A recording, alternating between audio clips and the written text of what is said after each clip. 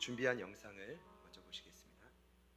오늘 요한이 뭘 묘사하냐면 하늘의 전쟁을 소개합니다. 사단은 하늘에서 이 땅으로 내쫓김을 당했는데 문제는 뭐예요? 악한 그 역사를 이제는 어디서요? 땅에서 한다는 것입니다. 근데 여러 이유가 원인이 있지만 이 땅에 살아가는 동안 화가 있는 가장 큰 이유는 사단, 그 마귀가 활동하고 있기 때문입니다. 중요한 건 사단이 지금 저와 여러분을 어떤 패턴으로 공격하고 있는지를 알아야 됩니다. 두 가지 패턴인데, 첫 번째, 그들은 어떻게 공격하냐 하면 온 천하를 꿰는 자입니다. 두 번째, 그들의 패턴은 밤낮 참수하는 자입니다. 그러면 사단이 이 두 가지 패턴을 어떻게 맞서 싸우고 승리할 것인가? 어린 양의 피로 이깁니다. 여러분, 여기서 이겼다라는 표현은 원 의미는 어떤 의미냐면, 먼저는 각자가 처한 처소에서 마주하고 있는 고난을 극복했다는 뜻입니다. 두 번째, 이겼다는 의미는 사단에게 빼앗겼던 삶의 영역을 다시금 정복하는 것입니다. 세상에서 고난을 당하고 있는 성도들이여, 어린 양의 피를 힘입고 이겨라. 이 말이 뭐예요? 극복하고 정복해라. 어떻게 이길 수 있습니까? 어린 양의 피로. 그런데 왜 예수의 피로 하면 되지? 십자가의 피로 쓰면 되지? 왜 요한이 의도적으로 어린 양의 피로 썼냐 이겁니다. 그 이유는 간단합니다. 그 피의 능력을 더 명확하게 설명하기 위해서 예수의 십자가의 피라는 단어보다 어린 양의 피라는 단어를 쓴 겁니다. 어린 양의 피의 능력 첫 번째. 어린 양의 피는 저와 여러분의 죄를 가리며 철저히 보호해줍니다. 두 번째, 그 피를 통해 하나님과 사실은 오늘 말씀을 묵상하면서 가장 고민이 되는 것은요, 머리로도 알고 마음으로도 느끼는데 삶의 현장에서는 이기지 못하냐. 그리고 오늘 이 말씀을 다시 봤을 때 무슨 말씀이 오늘 본문의 핵심인지 알아요. 그들이 어린 양의 피로 사단과 싸워 이겼는데 어떻게 싸웠대요? 자신의 생명을 내어놓고 죽기까지 싸웠대요. 마지막 때 싸우는 원인은 달라요. 어떻게 싸우라는 겁니까? 예수님만 어린 양으로 피 흘리는 것이 아니라 이 땅에 자랑스러운 교회라고 말하고 있는 저와 여러분도 이제는 피 흘리기까지 싸우라는 거예요. 무슨 말입니까? 죽기까지. 그러면 달라집니다. 그러면 승리합니다. 그러면 사단의 꾀임도 극복합니다. 그러면 사단의 참소도 우리는 정복합니다. 이런 싸움은 한두 번 피를 의지한다고 되지 않아요. 여러분 해보셨잖아요. 날마다 의지해야 됩니다. 피곤하게 낙심하고 쓰러진 그 전투의 현장에서 어린 양의 피를 끝까지 붙드시기를 축복합니다.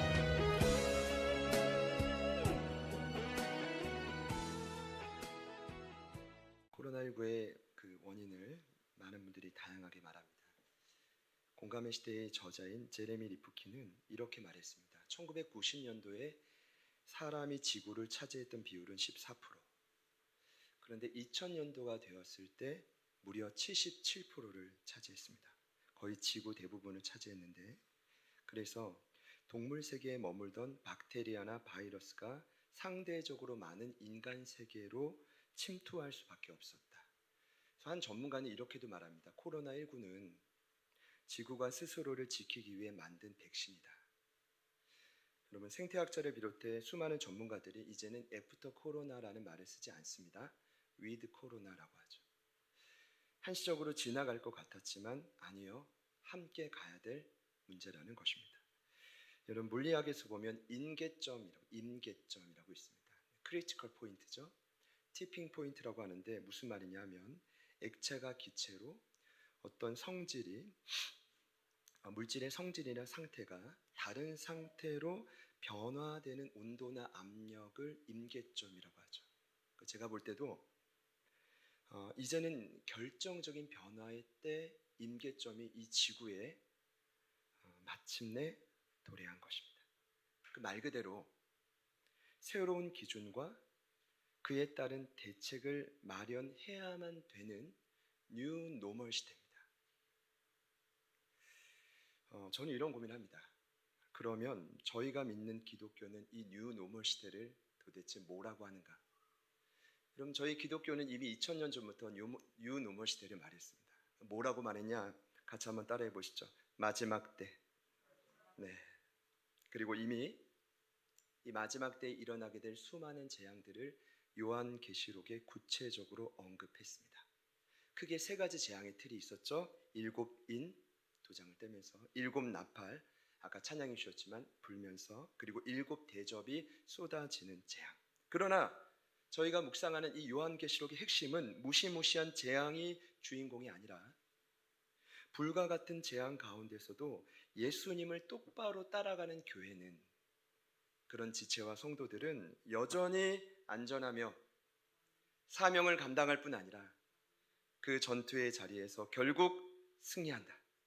저는 여러분 이런 위기가 올 줄 알고 계시록을 강의를 준비했다면 얼마나 신성하겠습니까? 전혀 그렇지 않습니다. 성령님의 인도하심을 따라 3월 1일 주일부터 계시록 강의를 시작했는데 이거 웬걸? 저 개인적으로도 매주마다 이 말씀을 통해 제가 살 길을 찾습니다. 할렐루야. 여러분에게도 그런 은혜가 있으시기를 축복합니다. 네. 지난 시간 저는 마지막 때 도대체 이 땅에 내쫓김 당한, 하늘에선 파업당하고 이쪽으로 내쫓김 당한 사단이 사람들을 어떻게 괴롭히는가 전략 2가지 말씀드렸죠. 첫 번째, 꿰는 자, 사기꾼입니다. 옳지 않은 다른 길을 여러 개를 만들어놔요. 두 번째, 밤낮 참수하는 자, 고소하는 자죠. 여러분 이런 사단이 말이죠, 지금도 거친 숨을 내쉬면서 울부짖으며 저와 여러분을 달려들 때 우리는 어떻게 승리합니까? 간단합니다. 같이 한 번 더 따라합시다. 어린 양의 피로 이기라. 한마디로 이 말은 예수 그리스도의 힘으로 버티고 정복해라. 지난주 이제 금요일에 말씀을 묵상하는데 로마서 말씀이었거든요. 바울 사도도 이렇게 버텼더라고요. 나의 복음 예수 그리스도로 말미암아 난 이 고난을 이겨냈다. 여러분 사도행전 1장 8절에 유명한 구절이 있습니다. 오직 성령이 너희에게 임하시면 뭘 받아요? 권능을 받아요. 여러분 그 권능은 한마디로 이 시대로 보자면 성령 충만함을 맛보는 것입니다. 여러분 성령 충만하면 어떤 현상이 나타나야 돼요? 많은 분들이 오해하시는데 성령 충만함의 가장 주된 결과는 그분은 끊임없이 예수님을 증거하십니다. 저와 여러분의 내면에 그 예수님을 더 기억나게 하고 더 의지하게 하고 더 바라보게 합니다. 여러분 이것이 권능입니다. 그래서 바울 사도는 그 무너져가는 이 시대의 문제보다 이미 2000년 전에 수많은 세상의 교회, 이미 문제를 다 안고 있었던 교회가 고린도 교회인데 그 교회를 향해 어떻게 고백했냐 하면 이렇게 말했습니다. 내 은혜가 내게 족하다. 이는 내 능력이 약한 데서 온전하여 짐이다. 그러므로 도리어 크게 기뻐하며 나의 여러 약한 것들에 대하여 자랑하리니 이는 그리스도의 능력, 파워가 내게 머물게 하려 함이라. 그러므로 내가 그리스도를 위하여 약한 것들과 능력과 궁핍과 박해와 곤고를 기뻐하노니 이는 내가 약한 그때에 강함이라. 약할 때 강함 되시네 나의 보배가 되신 주 나의 모든 것 주 안에 있는 보물을 나는 포기할 수 없. 주 나의 모든 것 십자가 죄사하셨네 주님의 이름 찬양 주 나의 모든 것 쓰러진 나를 세우고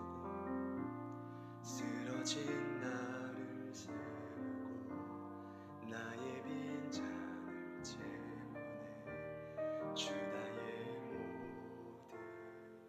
예수 어린 양 예수 어린 양 존귀한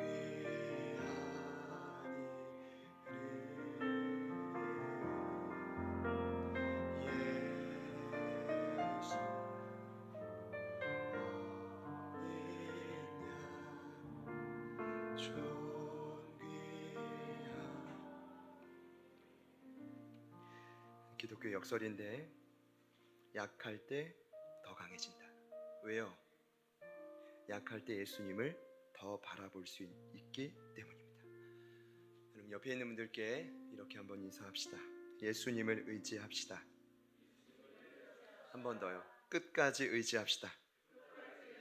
자, 그런 마음으로 암송합시다. 지난주 계시록 12장 11절 같이 우리 합니다. 또 우리 형제들이 시작.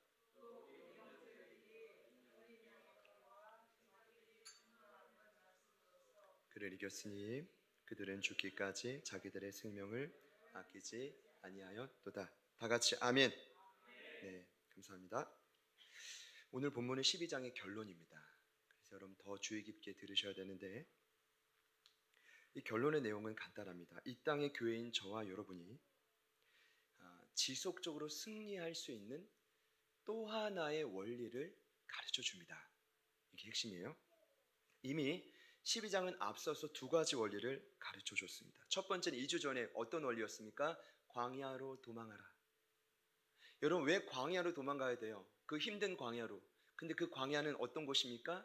눈에는 힘들어 보일지 몰라도 하나님이 저와 여러분을 살찌게 하고 기르시며 양육하시기 위해, 양육이란 단어가 뭐였죠? 단단히 하다. 그 일을 위해 예비하신 곳이 광야이기 때문입니다. 같이 한번 따라해 보시죠. 광야로 도망가라. 그리고 지난주 원리는 무엇이었습니까? 어린 양의 피로 이기라. 그럼 오늘은요, 하나님의 도우심을 기다리라. 여러분, 이게 너무 당연한 원리 같지만 사실 고난의 한 중앙에 감정의 성벽이 무너지는 순간이 되면, 그 순간이 되면 이런 사실이 기억나지 않습니다. 여러분 경험해 보셨죠? 또 다른 내가 내 안에 있다는 걸 발견합니다. 내 안에 이런 존재가 있었다니. 여러분, 잠언 기자가 25장의 마지막 절 28절에 이렇게 말했습니다. 자기의 마음을 제어하지 아니하는 자는 성읍이 무너지고 성벽이 없는 것과 같다. 여러분, 잠언 기자가 이런 말 왜 했을까요? 본인도 신앙이 뛰어나다고 하지만 인생을 살아가다 보니 마음의 성벽이 무너지고 좌절하고 하나님의 도우심을 잊어버릴 때가 너무 많았다는 것입니다. 그래서 믿음의 후세대들에게 부탁하는 것입니다. 저는 이런 생각이 듭니다. 과연 지금 저희들은 하나님의 도우심을 바라고 있는가? 간단한 원리입니다. 여러분께 질문 드려보겠습니다. 여러분, 어떤 순간에서도 하나님의 도우심을 바라실 수 있으십니까? 저희는 이제 묻어가지 않기 때문에 공감이 되시는 분만 아멘 하십니다. 자, 두 번째, 그러면 여러분은 현재 하나님의 도우심을 기다리고 계십니까? 네. 강력한 고난과 핍박 아래 안타깝지만 요한 그리고 초대교회 성도들은 이 사실을 놓쳤습니다. 그래서 하나님이 이 사실을 다시 12장의 결론에서 그들에게 가르쳐주고 있습니다. 위기의 한복판에 있는 너희들이요, 너희들이 왜 나의 도움을 기다려야 되는 존재인지 내가 알려줄게. 여러분에게도 오늘 이 하나님의 말씀이 아주 따뜻하고 명확하게 들려지시기를 축복합니다. 자, 먼저는 하나님이 그들을 어떻게 도와주셨는지를 설명하는데, 물론 성경에 많은 도움이 있지만 여러분, 이게 중요한 거예요. 성경에 많은 지식을 알아서 적용이 되는 게 아니라 오늘같이 합심해서 예배할 때 이때 하나님이 우리를 어떻게 도우셨는가를 기억해야 됩니다. 오늘 본문에서 제자들 교회 공동체를 향해 주시는 메시지는 그렇습니다. 14절에 있습니다. 우리 함께 한 번 더 14절을 읽겠습니다. 시작.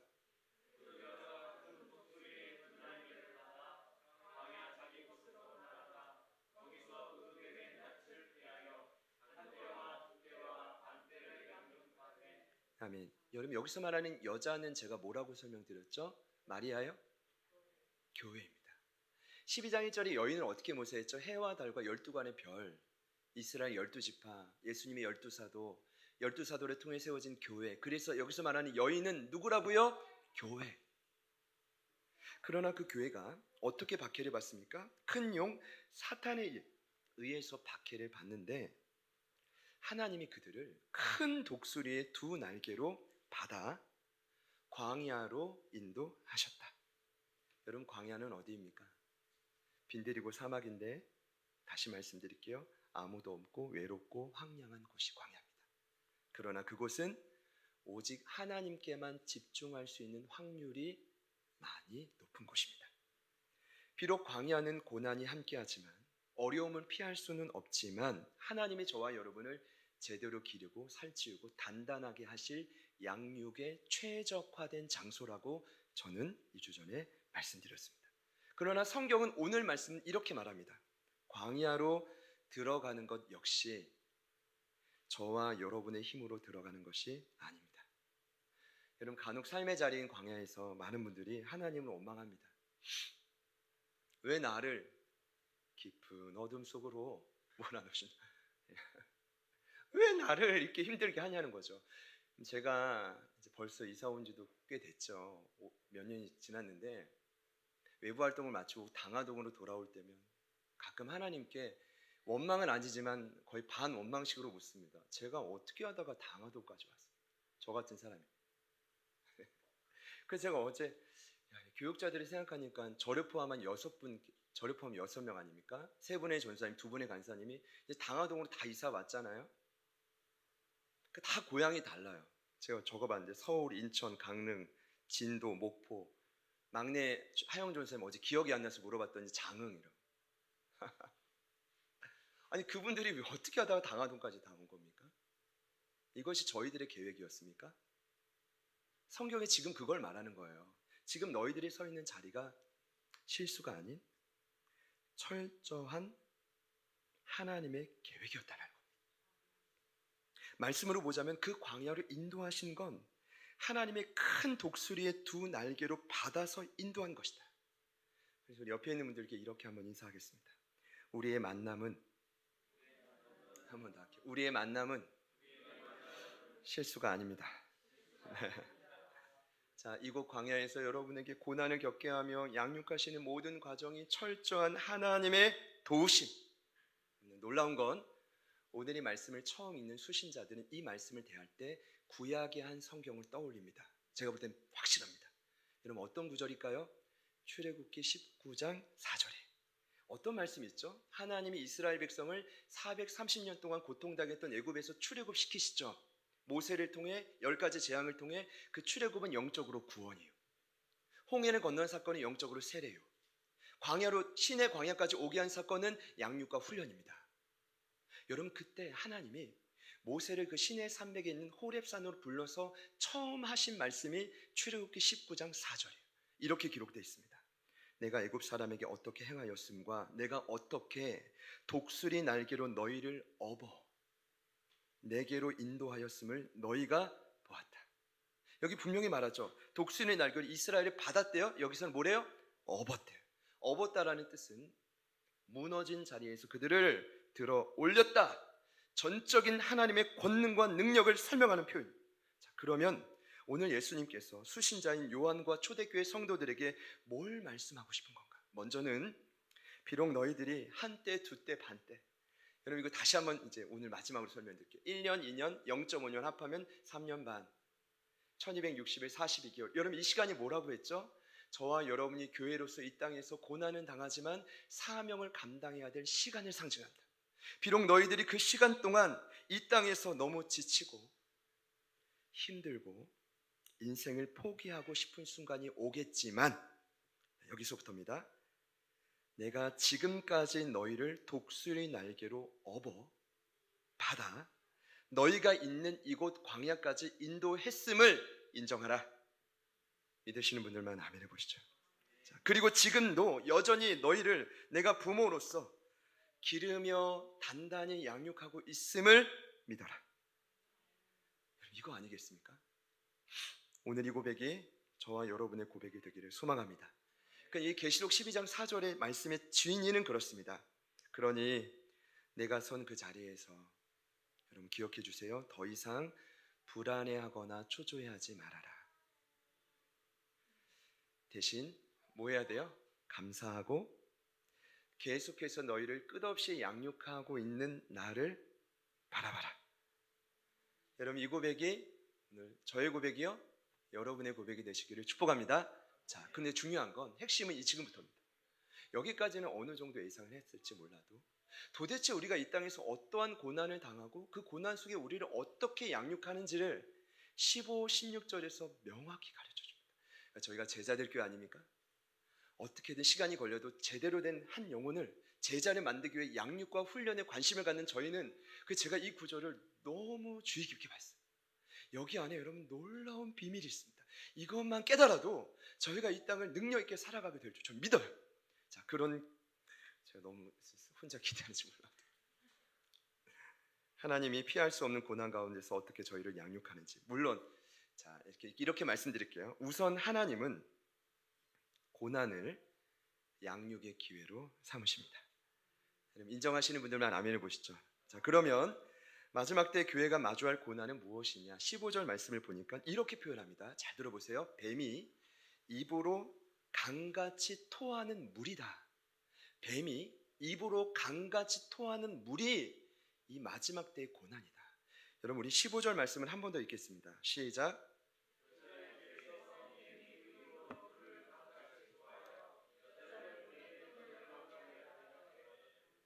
잘 들어보세요. 이 사단이 비열하게 교회 뒤에서 입으로 물을 강같이 토해내서 교회인 성도들을 물에 떠내려 가게 합니다. 여기서 여러분 이제 많은 해석이 있을 수 있을 것 같지만 대부분의 성경 강해자들이 여기서 말하는 물을 뭐라고 해석하냐면 거짓 복음이라고 합니다. 십자가 없는 가짜 복음. 여러분, 제가 신대원 강의 때 복음 전도와 교회 갱신론이라는 수업을 2차례 강의할 때 이 수업은 2000년 기독교 역사를 살펴볼 때 어떨 때 교회가 무너지고 어떨 때 교회가 갱신했는지를 살펴봅니다. 그런데 여기서 놀라운 진리가 있어요. 들어보세요. 기독교 2000년의 역사상 고난이 교회를 무너뜨린 적은 한 번도 없습니다. 오히려 기뻐하십시오. 고난은 교회를 강하게 합니다. 그러나 언제 무너지냐? 거짓 복음은 교회를 끝없이 미혹시켜 넘어뜨립니다. 여기 미혹이라는 단어가 중요합니다. 어떤 정의냐면 단순한 유혹이 아니라 진리에서 그 교회와 영혼들을 벗어나게 만든다. 다시 한번요. 미혹은 뭐라고요? 진리에서 벗어나게 만든다. 이건 굉장히 위험한 겁니다. 사생결단하고 진리로부터 벗어나지 않도록 저와 여러분은 지금도 몸부림을 쳐야 됩니다. 예수님이 이미 이걸 아시고 돌아가시기 전에 십자가에 예언하셨죠. 너희가 사람의 미혹을 받지 않도록 주의하라. 많은 사람이 내 이름으로 와서 스스로 그리스도라 말하며 많은 사람을 미혹하리라. 거짓 그리스도들, 거짓 선지자들이 일어나 큰 표적과 기사를 보여 할 수만 있으면, 잘 들어보세요, 택하신 자들도 미혹하리라. 누굽니까? 저와 여러분입니다. 여러분, 저희가 교회라고 안전합니까? 여러분, 정말 저희들이 신앙의 연륜이 있다고 안전하다고 생각하세요? 신앙의 가문의 대를 지금 2대째, 3대째라고 그런 분들 혹 계시다면 모태신앙이면 안전하십니까? 전혀 아닙니다. 오늘 말씀을 끝까지 보면 오히려 더 택하신 자들에게는 그 사단의 유혹과 미혹이 더 강력하다. 이게 결론입니다.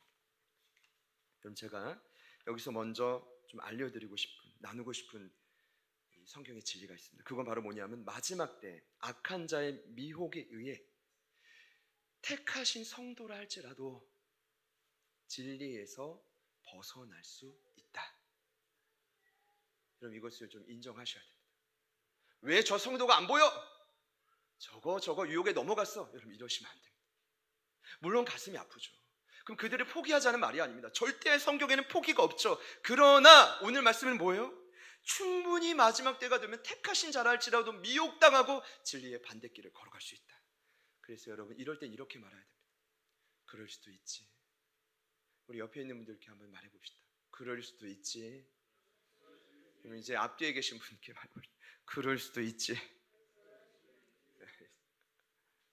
근데 이 표현이요, 그냥 이해하고 공감한다는 말이 아니라 여러분, 어떤 말이냐면 눈물의 고백입니다.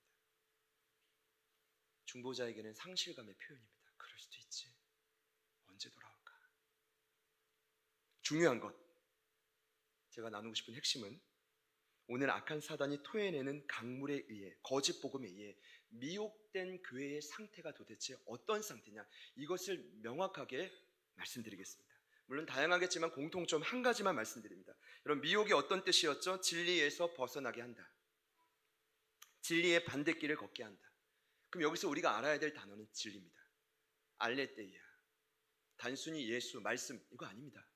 물론 맞지만 1세기 헬라 문화에서 말하는 진리는 제가 지난주 금요일에 깨달았잖아요. 바울 사도가 진리의 반대말을 로마서 2장에 가르쳐줘요. 같이 한번 따라합시다. 외모, 현상. 진리의 반대말이 뭐라고요? 그 문화권에서 어떤 단어냐? 드러나는 현상, 드러나는 외모. 이게 뭐예요? 진리의 반대말이다. 그러면 자, 진리는 어떤 뜻입니까? 어떤 사건에 드러나는 현상과 외모가 아니라 한 사건과 한 사람의 실체, 뿌리, 동기를 뜻합니다. 그러면 마지막 때에 미혹을 받는 교회는 어떤 교회입니까? 진리를 뜻하는 실체와 동기, 그 내면의 변화에는 관심을 없고 눈에 보이는 현상과 외모의 교회가 치중한다. 이것이 바로 뭐예요? 미혹당하는 교회의 특징이다. 여러분, 제가요 이 두라노 목회와 신학에서 그때 이제 탐방하며 인터뷰를 하며 저희 나라에 부흥하는 교회를 소개했던 적이 있죠. 마지막으로 탐방했던 교회가 화성시에 있는 은혜의 동산교회. 개척자는 안산 동산교회 원로 목사님이신 장로교회죠. 김인주 목사님의 수제자인 이규현 목사님이셨습니다. 그분이 많은 대담 가운데 너무 감동을 받았는데 이분이 교회 건축의 신조를 말씀해 주셨어요. 목사님, 저는 교회 건축에 돈을 투자하지 않습니다. 그냥 공간만 있으면 됩니다. 거기 대안학교가 있거든요. 또 교회도 많이 부흥했고요. 근데 그 대신 목표가 뭐냐? 목사님, 저희 교회는 개척 초기부터 당회랑 결의를 했습니다. 성도 800명이 넘으면 무조건 분립개척하는데 분립개척할 때 돈만 주고 땅만 사주는 게 아니라 교회 안에 있는 훈련된 최고의 성도들을 파송할 겁니다. 그리고 그렇게 3번이나 벌써 분립개척을 하셨어요. 그 이분이 누구냐면 지금 광교 더 사랑의 교회 이인호 목사님과 함께 팀 켈러 목사님과 함께 큰 수업 운동을 펼치는 분이시라고. 제가 너무 감동이 되는 거예요. 우와, 그래, 교회가 이래야지. 눈에 보이는 것에 돈을 투자하고 에너지를 투자하는 게 아니라 도대체 우리는 무엇에 투자해야 되는가? 진리, 보이지 않는 내면의 변화, 이 땅을 살리고자 하는 그 말씀, 거기에 목숨을 건 목회자. 얼마나 감동이 됐는지 몰라요. 여러분, 사실 저도 그런 생각을 많이 합니다만 좋은 집, 멋진 차, 남부러울 것 없는 월급, 빈틈없는 자녀 양육, 든든한 노후, 하나만 더 합시다. 멋진 외모. 제가 이거 굉장히 제가 관심이 많은 사람이었거든요. 지금은 굉장히 신경을 못 쓰는 사람이에요. 이제는 뭐가 나는지 로션도 안 발라요. 그것도 귀찮고 하루하루 사는 게, 버티는 게 지금 생존이란 말입니다. 제가 이제 20대 초반에 제대를 하고 발등에 이제 습진이 생겨가지고 청담동에 이제 피부과를 좀 다녔어요. 근데 거기 청담역에 내리면 여러분 보셨죠? 비포 애프터 사진이 쫙, 세월의 흔적이 주름이 하나도 없어요. 여성들 완전 새 인물로 바뀝니다. 그때만 해도 참 멋지다. 근데 지금 생각해 보면은 죄송합니다. 이것이 어찌 보면 현상과 외모에 치우치는 이 세대의 형편이 아닐까. 실제 강남에는 청담에 가보십시오. 여러 병원들이 있지만 성형외과, 피부보정외과 얼마나 많은지 모릅니다. 거기에 수십억의 투자가 된다는 거예요. 물론 저희들에게는 해당되지 않는 말일 수 있겠지만 여러분, 제가 볼 때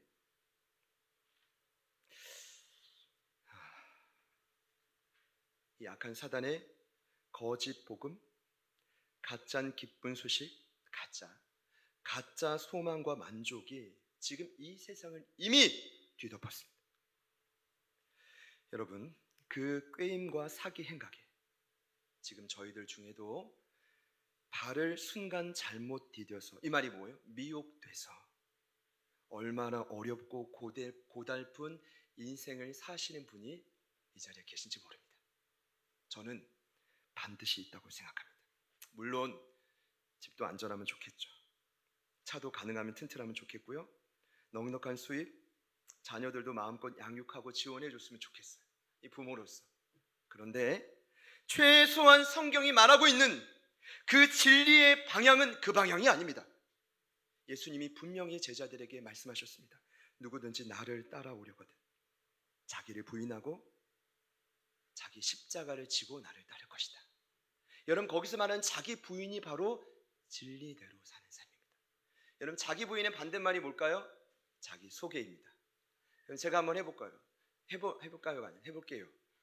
제 이름은 김경환 목사입니다. 제자들 교회 담임 목사가 되었고요. 전도학 박사학위를 받아서 서울신대뿐 아니라 한세대학교에서도 여러 학교에서도 강의를 했습니다. 지금 이제 원장님도 계시지만 선교사 훈련원에서도 전도를 가르치고요.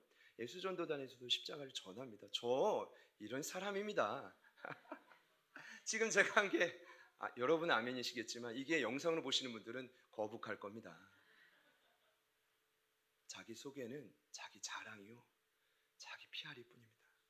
고3 학생들이 수십만, 수백만을 두고 자소서를 씁니다. 이미 세상은 그렇게 가고 있습니다. 그런데 안타까운 이것이 공동체 안으로도 그대로 밀려왔다는 것입니다. 여러분, 제가 볼 때는 지금 굉장히 심각합니다. 진리대로 사는 삶, 거짓 복음에 미혹되지 않는 삶, 이건 뭐예요? 끊임없이 내 실체와 뿌리와 동기를 하나님 앞에 내면을 반응하며 사는 이런 겁니다. 하나님, 저는 왜 이렇게 욕심이 많습니까? 그래도 제가 목사고 지도자라고 하는데 왜 저 영혼이 품어지지 않고 이렇게 믿습니까? 저에게도 솔직히 말하면 있거든요. 왜 말씀은 갈수록 많이 알아가고 지식은 많아져 가는데, 말씀의 지식은 많은데 왜 말씀대로 살지 못하고 아는 지식으로 영혼을 판단하고 있습니까? 이것도 지옥 갈 수도 있거든요. 아니, 지옥은 아니지만 여러분, 심각하지 않습니까? 이게 바로 뭐예요? 진리대로 사는 삶의 고백이요, 미혹되지 않는 삶의 고백이요, 현상과 외모가 아니라 자신의 실체와 뿌리를 하나님 앞에 철저히 투영시키는 삶이라는 것입니다. 여러분, 이런 삶이 교회에서 사라져가고 있습니다. 여러분, 이것이 가장 큰 문제입니다.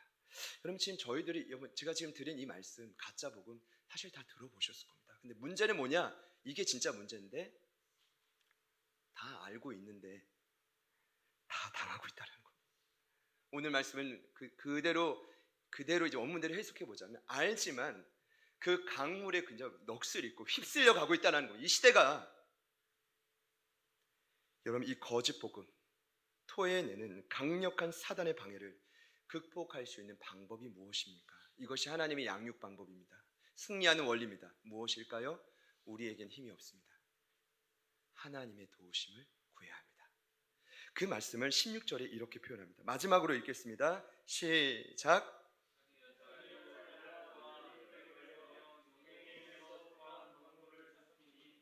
여러분, 하나님이 저희들을 양육하시는 방법은 땅이 교회인 저와 여러분을 도와 입을 벌려 용의 입에서 토한 강물을 삼켰다.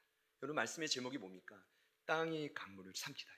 이게 제가 어디 시에서 따온 표현이 아니라 16절에서 그대로 따왔다고요. 한번 따라합시다. 땅이 강물을 삼킬지어다. 네, 이것입니다. 이것이 가짜 복음으로 미혹당하고 고난당하고 있는 저와 여러분을 하나님이 양육하시는 과정입니다. 미혹당하고 있습니까? 고난의 한 중앙에서 정신없이 막 끌려가고 있습니까? 그러나 언젠가 결정적인 순간이 되면 정신이 번쩍 들 때가 올 겁니다. 여러분, 그때 오늘 말씀을 기억하십시오. 이렇게 선포하십시오. 하나님, 땅이 입을 벌려 토한 강물을 삼켜지는 역사가 내 삶에 일어나게 하여 주십시오. 여러분, 이것입니다. 여러분, 그렇다면 땅이 입을 벌려 이 초월적인 역사, 저와 여러분을 저와 여러분을 포함한 이 땅의 교회를 구하는 분이 누굽니까? 전지전능하신 분, 창조주 하나님. 그분의 권능의 오른손으로 그분은 지금도 얼마든지 땅을 쫙 벌려서 어디서 우리 경환이를 건드려? 어디서 제가 1부 때는 우리 아이스크림 할인점을 건드려? 어디서 우리 제자들 교회를 이런 분이 누구라고요? 우리 하나님입니다. 믿으시는 분들에게 어디서 당하동을 건드려 이런 역사가 일어나기를 축복합니다. 네, 여러분, 마지막으로 여러분께 질문 드리겠습니다. 여러분, 이러한 하나님의 도우심을 여전히 기대하십니까? 네. 만약 기대할 수 없다면 크게 두 가지 부류가 있다고 저는 생각합니다. 첫 번째, 지금 미혹을 받아가지고요, 정신없이 고난인지도 모르고 쓸려가는 영혼들이 있어요. 여러분, 우리 그 영혼들을 어떻게 해야 돼요? 이런 찌찌 이게 아니라 뭐예요? 그럴 수도 있지. 결정적인 순간이 되면 두 번째는 어떤 케이스가 있겠습니까? 기대는 하지만 그 하나님의 도우심을 결정적으로 경험한 시기가 너무 오래돼서 오늘 말씀에 나온 주인공인 요한과 초대교회 성도들처럼 낙심한 거예요. 나 이제 지쳤다. 하나님, 제 나이가 몇입니까? 하나님, 지금 형편을 보십시오. 누구 밥은 해줘도 내 밥 해먹기는 너무 힘듭니다. 미치겠다. 형편 다 아시지 않습니까? 뭐 그럴 때. 근데 여러분, 제 부탁이에요. 어떠한 경우라도 마음을 돌이키시기를 축복합니다. 제가 신혼여행을 마치고 돌아오는 때 면세점에서 지금 생각하면 그때가 제일 부자였던 것 같아요. 그러니까 돈을 무턱대고 쓴 거예요. 백화점에서 막 마이도 사고, 그때 처음이자 마지막으로 도스가 들어가는 선글라스를 아주 비싼 걸 샀는데, 대천 앞바다에 파도, 뒤에서 저를 급습한 파도에 의해서 두 바퀴를 돌면서 그 고급 선글라스가 온데간도 없이 사라졌다. 그 다음에 선글라스를 5,000원 주고 사서 지금도 차에 끼는 거 있죠. 열받아서 못 사겠어. 근데 제가 그때가 왜 떠올랐냐면 이런 거예요. 여러분 지금 오해하지 마세요. 용이 토해내는 강물의 위협이 여러분이 버틸 수 있다고 버티는 게 아니에요. 그게 교만이라고요. 그게 착각이라고요. 지금 우리가 오늘 말씀을 들었다면 오늘만큼, 이번 한 주만큼은 어떻게 승리하기 위해 몸부림쳐야 되냐? 내 힘으로는 강물에 정신없이 넋을 잃고 흔들려갈 수밖에 없습니다. 그러니 땅이 벌려지는 하나님의 도우심을 내 인생에 경험시켜 주십시오. 여러분, 제가 아까 신앙이 깊을수록 위협이 더 크다고 했죠. 모세가요, 출애굽을 하고 출애굽기 15장에 보면 모세의 노래를 부르는데 이런 고백이 있더라고요. 15장 12절에 주께서 오른손을 드신즉 땅이 그들을 삼켰나이다. 모세도 그럴 때가 필요한 거예요. 모세도. 여러분, 다윗은요, 시편 124편입니다. 그때의 물이 우리를 휩쓸며 시내가 우리 영혼을 삼켰을 것이며 그때에 넘치는 우리 영혼을 삼켰을 것이라 할 것이로다. 그러나 우리를 내주어 그들의 이에 씹히지 아니하게 하신 여호와를 찬송하리로다. 우리의 도움은 천지를 지으신 여호와의 이름에 있도다. 다윗의 고백입니다. 뭘 붙들어야 됩니까? 여러분, 저희를 참 많이 합니다. 남 탓, 교회 내에서 남 정죄, 판단. 제가 이번 주에 깨달았죠. 그렇게 실컷 말해놓고 제가 사단의 종노릇 하고 있다. 아니에요. 남편, 아내, 자녀, 부모, 여러분 정죄해봤자 방법 없습니다. 하나님의 도우심을 구하십시오. 지금도 그 사단은 오늘 말씀 결론을 보니까 땅 모래 위에 서서 불꽃 같은 눈으로 저희를 어떻게든 혼자 죽을 수 없어서 괴롭히려고 합니다. 여러분, 이 시대에 휩쓸려 가지 마십시오. 미혹당하지 마십시오. 어떻게 해야 됩니까? 마지막입니다. 여러분이 서 있는 광야가 하나님이 계획하신 곳임을 인정하고 감사하십시오. 자, 그리고 그 자리에서 이제는 하나님의 오른손으로 땅이 갈라져 모든 강물을 삼키는 역사를 구하십시오. 아멘. 얼마든지 일어날 수 있습니다. 우리 그 마음으로 같이 찬양하실게요. 그리고 같이 기도하겠습니다.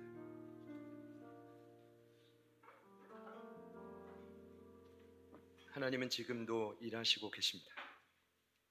하나님은 지금도 땅을 가르실 수 있습니다. 모든 강물은 마음만 먹으면 한 번에 삼키고 없애실 수 있습니다. 그 하나님을 신뢰합니다.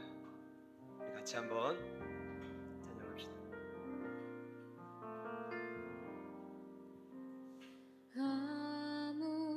아무것도 두려워 말라. 주 나의 하나님이 지켜주시네. 놀라지 마라, 겁내지 마라. 주님 나를 지켜주시네.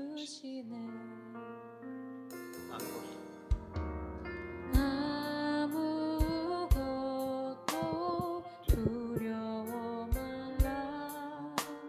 주 나의 하나님이 지켜주시네. 놀라지 마라,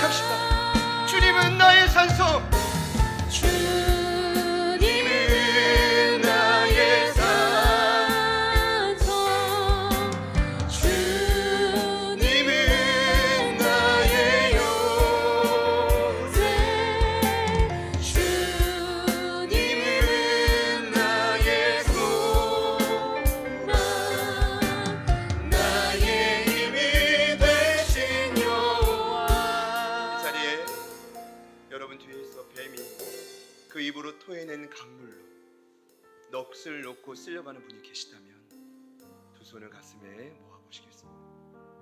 그리고 또 초청합니다. 하나님의 도우심을 전적으로 바라보지 못했네요. 제가 요한처럼 초대교회 성도들처럼 지속적인 고난 앞에 또 좌절하고 있었습니다. 그러나 내 삶의 땅을 가르실 하나님을, 그 하나님의 오른손을 다시 바라보겠습니다. 결단하시는 분이 있다면 두 손을 가슴에 모으시겠습니다. 이 시간 함께 기도하실 때 하나님, 오늘 말씀에 나온 승리하는 교회 원리, 하나님의 도우심을 바라보라. 땅의 강물을 삼킬지어다. 하나님의 역사가 우리의 삶의 모든 전반에 일어나게 하여 주시옵소서. 우리 간절히 주님 이름 한번 부르신 후에 간절히 기도합니다. 주여,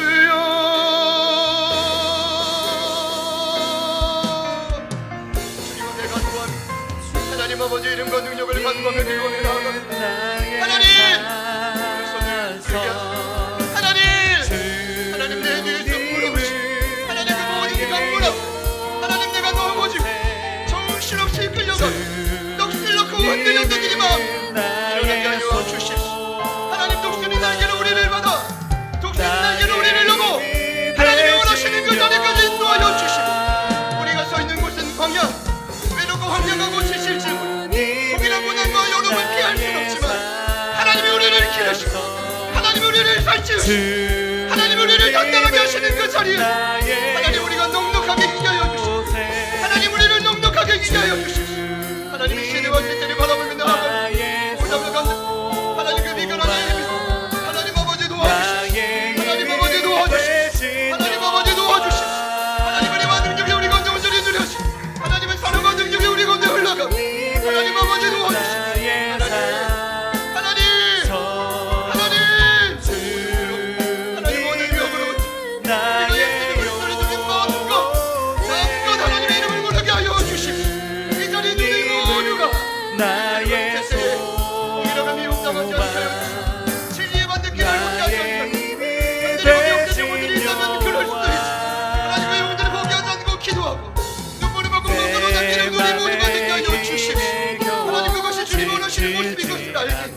하나님, 3년만 동안 한세주 때만대와 주님의 육신을 42개월 동안 우리에게 정해진 기간이 언제까지든 부르시는 그날까지 싸우게 하여 주십시오.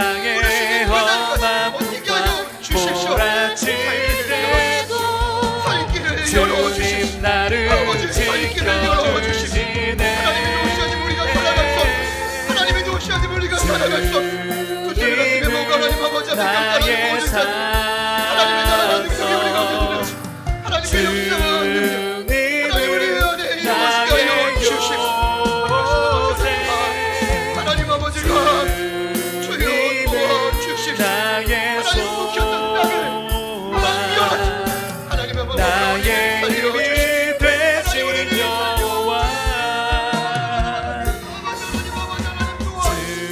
하나님 우리 가운데 세려나가요. 나의 삶의 현장에 주님 일들을 감당하게 하여 주십시오. 하나님들을 살아가게 하여 주십시오. 하나님의 모든 자가 우리의 실체와 뿌리와 동기를 빼앗기지 않게 하여 주십시오. 하나님 또 나의 도와주십시오. 주님이 나의 힘이 되신 여호와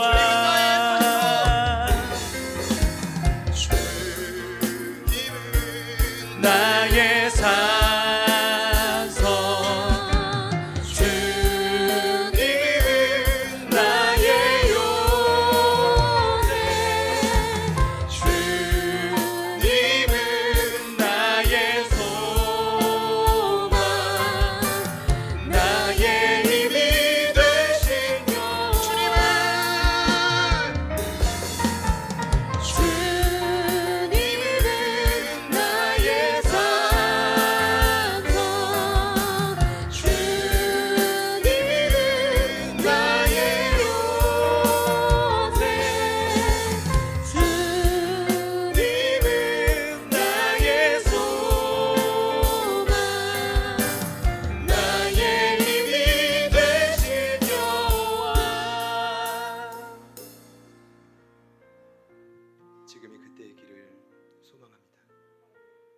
우리 앞에 있는 그 땅이 하나님의 도우심으로 갈라져 우리를 끝없이 급습하는 그 용과 뱀이 토해낸 강물을 삼키는 역사를 이제는 눈으로 보게 하여 주시옵소서. 더 이상 가까운 자들을 정죄하고 판단하는 그 사단의 종노릇 하는 데서 어린 양의 피로 우리 살아가는 모든 지체들을 자유케 하여 주시옵소서. 거기에서 더 이상 방법이 없다는 것을 깨닫게 하여 주시고, 그럴 수도 있지 하나님, 그 자리에서 아버지의 마음을 딛고 다시 한번 일어나 우리를 다시 일으키시고 업고 가시는 하나님을 바라보게 하여 주시옵소서. 우리가 무뎌진 모든 자리에서, 휩쓸려가는 모든 세태에서 다시 한번 우리가 정신을 차려 하나님의 진리를 붙들고 진리편에 서는 우리 모두가 되게 하여 주시옵소서. 더 이상 눈에 보이는 현상과 외모에 치우치지 않게 하여 주시고, 우리의 실체와 뿌리와 동기가 하나님 아버지 앞에 날마다 새로워지는 역사가 일어나게 하여 주시옵소서. 우리 힘으로 할 수 없습니다. 진리대로 살기 위해, 미혹을 끊기 위해 하나님, 땅을 불어 강물을 삼켜 주시옵소서. 일하시는 하나님을 기대하며 예수님의 이름으로 기도드립니다.